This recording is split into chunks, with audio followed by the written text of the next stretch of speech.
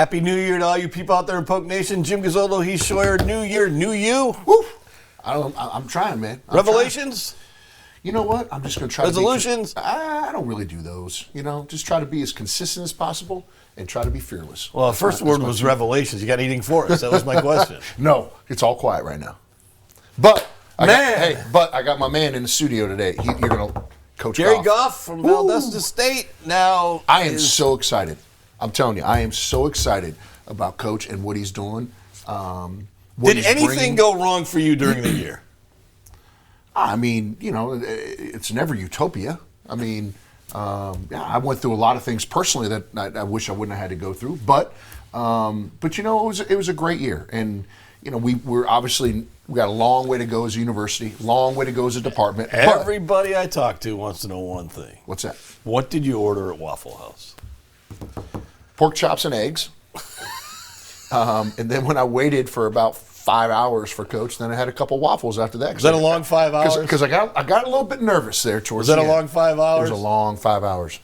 And one Waffle House in Valdosta. A lot of coffee. Went outside, paced a little bit, waiting for the plane. Need to get the contract signed. It was a long. Didn't the waitress go, "What are you doing here?" For sure, especially when I'm dressed in in a suit in a Waffle House at Valdosta, across from the truck stop. It was awesome. It's going to go in the book. I'm telling you, it's an amazing story. It was awesome. I guess my only question was, that's the first time you've ever kind of, as the kids would say, ghosted me on the phone. I ghosted everybody.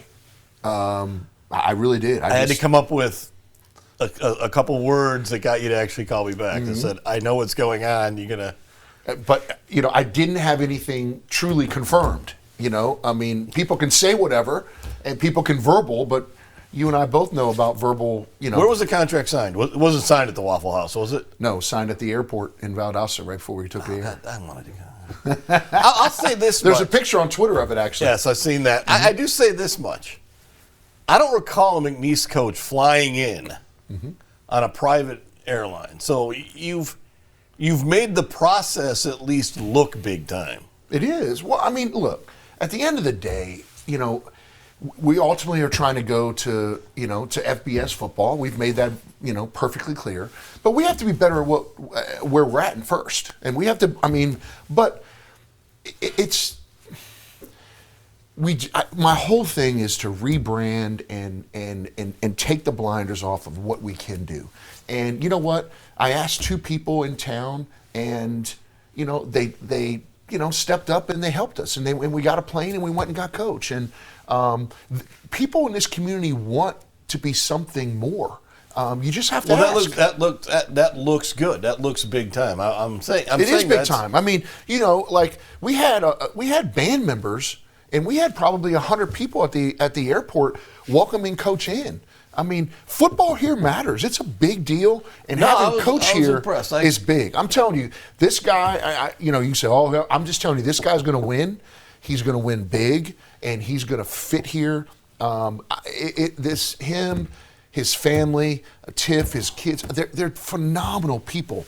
And I'm telling you, get ready, man. This dude is he is everything and more. I feared that you were going to bring him in like a Clampett truck or something. But no, it was very, very classy, very well done. Yeah, thank you. Very interesting. I thought you handled, for the most part, the whole recruiting of coaches and process well. Thank you.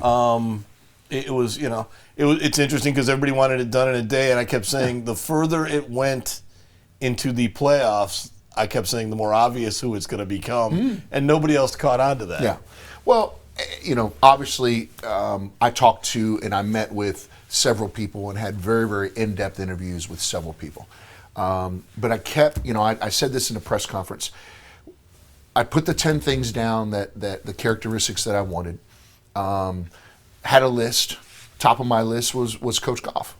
But went through the process and really, really went through, and I met and had a lot of waffles and a lot of breakfasts. A lot of waffles. And a lot of with several coaches. And I kept coming back to Coach. And that's the guy I wanted. And obviously we had a verbal commitment and those things. But until the ink is dry, you never know. But you never know. But it was It was a great day. It's a great time for McNeese football. This is the right guy. You look at the Bobby Kieslers, the Matt Viators, what they look like on paper. From a personality standpoint to where they started, it's very, very similar to Coach. He started in high school. He's grinded his way. He's developed his philosophy. He's walked into locker rooms, which I'm sure he's going to talk about, and where kids didn't know who he was and he didn't recruit and got those programs turned around. That's a skill set. All of those things went into my decision, and I couldn't be happier with it. I haven't slept this well in a long time because I know Cowboy football is in great hands. We're going to meet the man you put in charge of when we get back on Polk Nation after this. Welcome back to Polk Nation. It is a pleasure and an honor to have Coach Goff. Thank you for being here, my man. Thanks for having me. Oh, woof. You hired the guy. You wasn't going to be here. Well, hey, I'm just so excited. Like the new era of Cowboy football. Thank you for being here. And thank you for being back in Lake Charles. Tell me, all right, you went through Christmas holiday. Yeah. Okay, how was that? How was that? We were able to go back home. You let us go back home for a couple days. I think we threw Christmas together in 2 days with the family, and it was a great Christmas break, obviously. But my wife wanted to know, are you ever going to put the cell phone down? I said, no, because I got to get a staff in place. I'm recruiting my current team. I'm looking into the transfer portal, and I'm trying to talk to the recruits they offered back a month ago. So pretty busy, but it was exciting. We got back last night, so me and my son traveled back over here and kind of moved in last night, moved into the office, still unpacking the office. And then this morning, the staff showed up, so we got the full staff in place, ready to rock and roll. So it's been a whirlwind, but we're excited to finally land here in Lake Charles and get to work. I'm so excited. So how was it? And the neat thing is you brought, obviously, a majority of your staff with you from Valdosta, which I think is great. And I think that just being able to push the reset button on this entire program is something that needed to happen. But talk about when you bring a staff in, you're already speaking the same language. Yeah. So talk about how much farther ahead do you feel like you are because you have people in the room that's been there with you. And, absolutely. We don't have enough time on this show for me to dive into my leadership training and how we develop a culture. But I think it's very important to bring the staff with me. A lot of those guys have been with me for 3 to 4, even 5 years. So they know the expectations. They know the culture we're trying to set. They're going to speak the same language. And it's something we'll do it towards the end of this week is with our entire football family we have now, from the strength staff to the training staff. We'll take them through kind of our leadership development. That way they understand where we're coming from when we talk about tough attitude and discipline. And that's our 3 values. But I think it's very important. And, I also think in our profession that loyalty is key. These men have been very loyal to me, and so when we took on this great opportunity, I want to be loyal to them, and they took a big part in some success I've had, and I want to continue that. But we did hire 3 other coaches that have not been with us, but pretty much everybody on staff I've worked with. They worked for me. I might have coached them. I can't believe that's happening. I might have coached them, but we have some tradition together, and so we're excited to come in here and help rebuild something special. That's awesome. What was December like for you? You go from a national championship game to a new job within 24, 48 hours. What were the emotions like for that? It was an emotional roller coaster, to be honest. We were, being locked in and trying to win the national championship, obviously. And, even my former athletic director asked me, hey, you didn't let me know kind of what was going on. I said, Herb, with all due respect, I wanted to 3 or 4 times, but I wanted to protect the team in every way possible. And I knew I was a student athlete that went through change like this. I knew that if word got out that I was accepting this job, that those young men, their focus would be on me leaving, not the national championship game.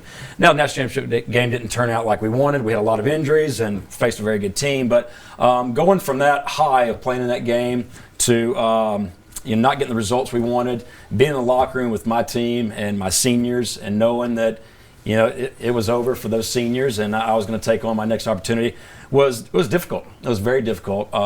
And that led to the next day where we had a flight delay and the joke with Heath about, no, you're getting on this plane and all. But, it's hard. This will be the third time that I've taken on another program and left the team that I've recruited and coached.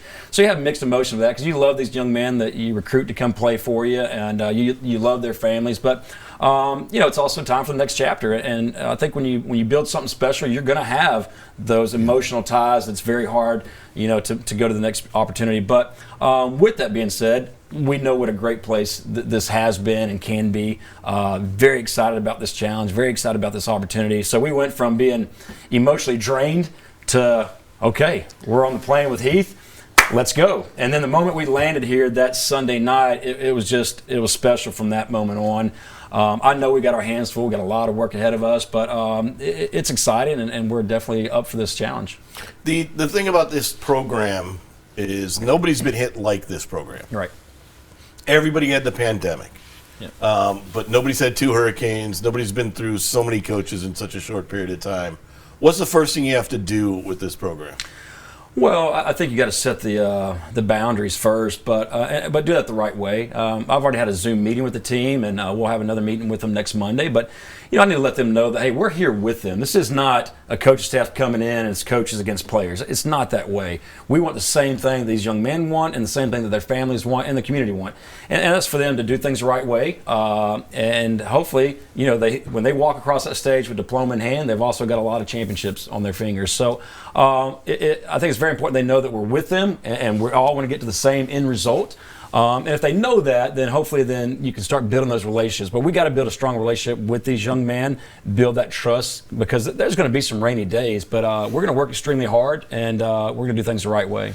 Coach, let me ask you this, and we talked about this, but I think it's neat from Pope Nation to hear this. This is your third head job, okay? And we talked about this in the interview process. I took over 4 different head jobs or coaching jobs too. What do you do now when you look back at when you took over Tiffin, and now you're taking over McNeese? What have you learned over each experience that all the times? I mean, you took over a really, really hard job, and quite frankly, Valdosta was really hard too because of the expectations you had coming in. But how do you take those experiences into your third head job, your team meetings, your staff meetings, all those things? What's different now? Well, I think, along your journey of coaching, there's some things you learn that are great and some things you might learn that from others or maybe mistakes you've made that are not very good. Yep. I think I was maybe one of the most unluckiest but luckiest coaches in America that took over a program that just has not ever won at Tiffin. And, young coach, I thought we have magical X's and O's. We're going to go in there, we're going to win quick, baby, and let's roll. That's not the case. So I learned that culture is the most important thing. We had to change that culture at Tiffin, and they didn't know how to win, so we got rid of a lot of players for not doing the right things on and off the field, and then slowly started getting our guys in there and built the culture, and they learned how to expect to win, not hope. Then you go and get the Valdosta State job. Again, I might be the luckiest or unluckiest coach in America because I had 2 opposite ends of the spectrum. One, I had to teach them how to win. Then when I took over the Valdosta State job, they just went 14-0 and won the national championship. Right. So I got 120 young men looking at me like, who are you? And what are you going to tell us? That's right. Blending those 2 experiences together, I think, at Tiffin, we taught them how to be leaders. We taught them how to be successful. At Valdosta State, we had to kind of spoon feed them from the top down, and kind of make them think some of this stuff is their ideas, and really build that trust factor. But, it's more about people. It really is. It's not X's and O's. It's more about the culture you create. It's more about creating those better leaders and better young men that are going to hold themselves accountable and then hold their teammates accountable. But it's all about relationships. I believe that now is where a young coach, I thought, I got the best offense in the world. Watch us win. It's not that simple. When we come back on Poke Nation, we're going to hear more about the team itself right after this. We're back with new McNeese coach Gary Goff, and I guess the next question to you is, what do you see in this team, and what have you been able to talk to when you talk to the players? What are they like? Well, I spoke to him on the phone a little bit, so I'm just trying to get to know him. And of course, that won't happen until I sit down face to face with him. But every young man I spoke to so far has been pretty excited. We did have a couple guys that were in the portal have chosen to stay with us, which is good and very encouraging. But again, like I just mentioned earlier, I talked to each of them about, hey, I want to get a chance to know you. I want you to know I'm in this with you. It's not me against you. And because I know from a player's viewpoint, here comes a new coach and a new staff. They're not the guys who necessarily recruited us. How's this going to work out? And I just want to let them know, hey, I'm very thankful for what the previous coaching staff did. I heard great things about them. I'm not going to be them, and that's not good or bad, but we're going to do things the way we know how to do them. But let's make sure that you can always come into my office and spend some time with me. I didn't get in this profession to have an ego where I'm the head coach. I don't have time for you. That's not what it's about. And we got to build that trust, and it's going to happen day by day. But they've been pretty excited so far. So I'm excited for next Monday when they get on campus. So I get to start getting to know them face to face and see them in the weight room and see them start going through the winter workouts. And you brought a kicker already. You signed a kicker. We are working on recruiting. I've heard kicker and I've heard quarterback. I get it. Good answer, Coach. Good answer. No, I said that when I talk to fans, they want a kicker. That's all the fans want. I will tell you this, and today's Monday, and this is when we're filming. And I had 3 people within your operation come down to my office and say what a breath of fresh air it's been for you and your staff to be here. Good. And the great thing that I think is, and talk about this.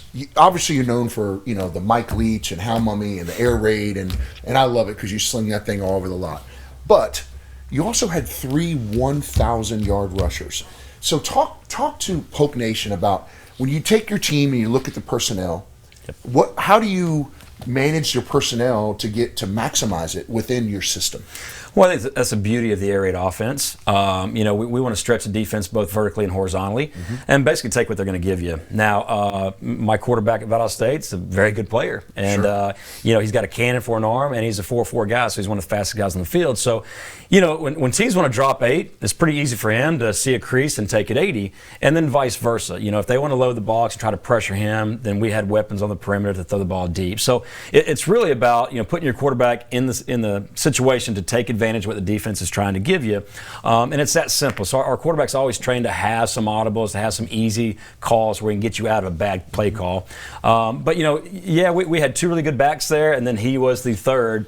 And I bet we had 3 or 4 games where the defenses were like, "Hey, we're going to sit here and we're going to drop back and I'll run the ball as many times as you're going to give me touchdowns." Sure. I'm not going to be stubborn. And then we've had a few other games where everybody said, "Okay, we're going to try to pressure this guy and play some zero coverage," and we threw the ball downfield quite a bit. So I think that's the beauty of the air raid. I mean, I played slot receiver in it. I'm not that big. I'm not that strong. I was pretty fast back in the day and have great hands. But, I think you're able to take maybe a lesser caliber type athlete and take advantage against maybe an All-American athlete just because you're creating space. Mm-hmm. Last year we saw in this conference 2 completely different quarterbacks. Cam Ward, who could do that and did everything else. Then we had Cole Kelly, who could just sit back and throw an NFL arm. When you look at what you're recruiting and you're trying to get that dual purpose quarterback, is that kind of the guy you're looking for? I would love to. Now, I've had the true pocket passers and have been very, very successful. Those guys got to be extremely smart. They got to have a quick release, know where to go with the football. They can be reading to the right and know they should be throwing the ball to the left. It's got to come out that way. But I've also, probably my last 4 quarterbacks have been the dual threat. One young man is playing CFL right now for me. He was the second player in NCAA history to throw for over 10,000 and rush for over 3,000. Ivory Durham was like that for me at Valdosta State. So I think when you have that dual threat guy, that it kind of, that's one person the defense cannot account for. We will build the offense, even though we're air raid, around what we have. If I got a dual threat quarterback, we can do a lot more. If I don't, then it's going to be quick passes, throw the ball downfield off play action. How much is it at this level, development over getting recruiting? Because you're going to get recruiting so much, but you're not going to get the 5-star. Well, how much of it is development? Well, I think a lot of it is, and that's what frustrates me with the transfer portal, right? I believe in recruiting the high school student athletes, developing those guys. Hopefully, you have them for 4 or 5 years at times, but that's changed. The landscape of college sports has just changed, and it's almost more like free agency now. We'll have to get into the portal. Obviously, everybody else is doing that as well. But I do want to make sure we still have a good balance of high school student athletes that we can develop. Developing them, you have to. If you get a guy out of the portal, I still think, especially at the quarterback position, you've got to develop him. And there's always areas that a student athlete can improve on. But I think because of the portal, those developing days are kind of falling by the wayside a little bit. Well, I know this, Coach, and I speak for the entire Polk Nation in Southwest Louisiana. We are so excited. I was excited from the first time we spoke on the phone, the first time we met. Thank you for coming here. Thank you for bringing your culture. And let me just tell you this. Oh, here we go. I'm telling you. Time to sell. Sell those your cars. tickets, and you better get some gunpowder because that cannon is going to be firing, my friend. I hate the cannon. We'll be back with Coach's final thoughts after this on Polk Nation. Well, at least you're excited about him. Oh, my gosh. But, you know, we just sat here and talked to this man, and it's hard not to. And he's so authentic. And in every conversation I've had with him, every meeting I had with him, his authenticity always came through. I love him. And I'm telling you right now, we're going to win. We're going to win for a long time. And he's going to do it the right way. He's going to be a fixture in this community. And I'm telling you, Cowboy football's back. Are you, this new year, are you going to have less coffee this year? Maybe a little bit. But I enjoy my coffee. I enjoy my Java, you know? And you get now next week, big week for us. Woo, big week. We're going to be taping Tuesday instead of Monday, but we're going to be in the Legacy Center. How cool is that? That finally, it's finally so great. Back. I know. I actually watched practice in there on Saturday. The men and the women worked out, and it was just like, wow. It's a whole different vibe. Listen, I love the people at Burton. They bailed us out, but it sure is nice to be back where it's good to be home. For no question about it. Only rain clouds over it. COVID is wreaking havoc again a little bit. It is. Women's tournament's canceled. Yeah, unfortunately. And, the crazy thing is we have 93% of our kids in both basketballs that are vaccinated. Everyone has a philosophy. Mine is that COVID is here to stay, and we have to learn to live with it. Are we into a part where the protocols are too over the top because of last year? My personal opinion, yes. It's your show. But I don't, I'm not the CDC, and I don't probably have all the information, but you're not the CDC yet. The way you're going. But I do think this, Jim. I think it's here to stay. I think we have to learn to live with it. It's like I told my dad the other day on Christmas. The things that this has taught me personally is, take your health seriously. Carry hand sanitizer with you, especially in your car. Wash your hands. Be more cognizant of being healthy and trying to eliminate some of the germs and things like that. But I'm just not someone that lives in fear. And I want to play. I want our kids to play, because the one thing that we don't talk about is the mental health aspect that this is causing. Keeping kids locked in rooms and keeping them isolated and keeping them 6 feet away, in my personal opinion, is really detrimental to mental health. Does more damage than good? My personal opinion, yes. And real quick, last 20 seconds, what do you want to do this year in the league? I want to win.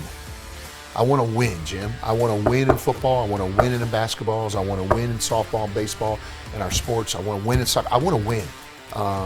We're going to host a lot of these tournaments. I want to win. Man, there you go. Man wants to win. And he wants to eat more waffles. Hey, I will tell you this, though. Season tickets for football are on sale now. Get them right now. Here we go. Next week, Legacy Center. We'll see you.